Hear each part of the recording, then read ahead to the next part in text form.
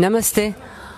Our story takes us many years ago when a devotee of Goddess Shakti was seated in meditation and doing puja to the goddess.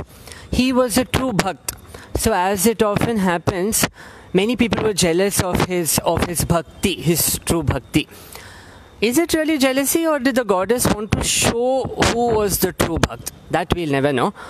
So when he was immersed in meditation, the king, the emperor, walked inside the temple and he watched this bhakt, the hero of our story, just lost in meditation, in bliss, meditating on the Devi. At that time, people around, they did the needful. They filled his ears with a lot of poison, and being an emperor, he was like, Acha, he's a madman. How is a madman sitting in the temple? So he went to him to test him. He went to the devotee, and the king asked, today is what tithi? That is, which lunar, according to the lunar calendar, what day was it? That day, it was new moon or Amavasya. But our devotee was so lost and meditating in the Devi, for him, the face of the Devi was like the moon. So, looking at her, he didn't realize what was being asked, and he just said, wherever Devi is, it is Purnima, or the full moon. That's it. The king's suspicion was confirmed, and he flew into a temper and he said, I don't care. I want you to make Amavasya to Purnima, otherwise off with your head. And our hero realizes his predicament, and others, few well-wishers he had, they said, oh my God, you're in this trouble. But our devotee was not afraid. The king's men, towards evening, they tied him on a swing, and there was fire burning below.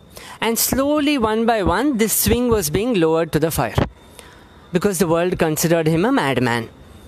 But our devotee was not ruffled.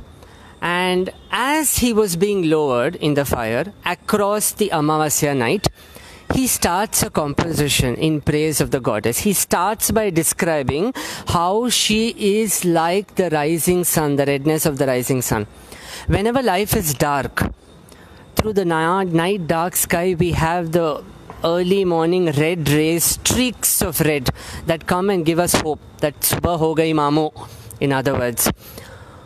Similarly, the goddess is the color of the rising sun. He starts by describing that, and he goes on to describe how beautifully she enriches our life. She blesses us with wealth, knowledge, to have a heart that never gives up. And it's a beautiful composition. When a particular verse was sang, our devotee was immersed in the Devi. Suddenly, and the king, everyone are mocking, they are watching, how can you make Amavasya into a Purnima? How can you make a new moon into a full moon? And the miracle happened. Suddenly there was commotion. People were like, what is this? What happened? What happened? Everyone broke into a sweat and ecstasy, because right against the sky, a moon went flying by. How is it possible? If we do a flashback, when our devotee was singing, addressing the Devi, he says, Maniye Mani Noliye, which in Tamil means, you are the bell, you are the sound of the bell. And we are hearing a bell right now. It was not planned though. So, the goddess is the source of everything. The moment it was sung, the goddess gave darshan to our devotee in person, and getting the live sighting of the goddess, as they say, goosebumps, rom rom pulkit ho raha hai.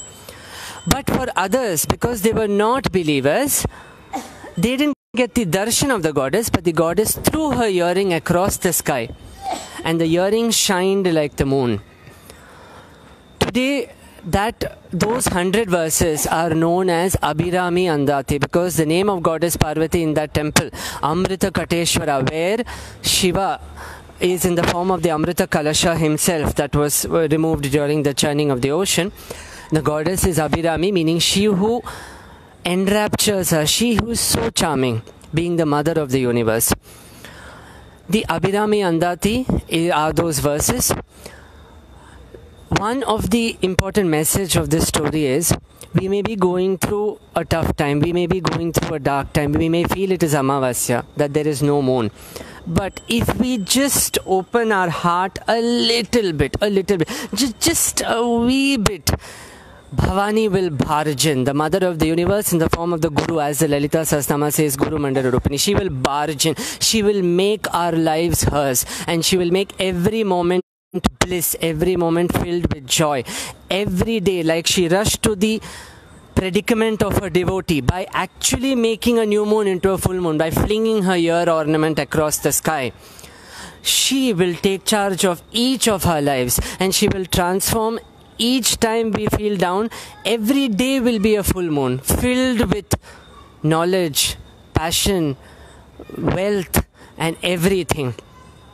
That is the moral of the story. So all we need to do is just open our hearts a little bit. That faith, however dark it may be, she will come in the form of a bright shining moon. Chandra Mandala Madhyastha. So this was the story of Goddess Abhirami. Doesn't matter what you may be going through.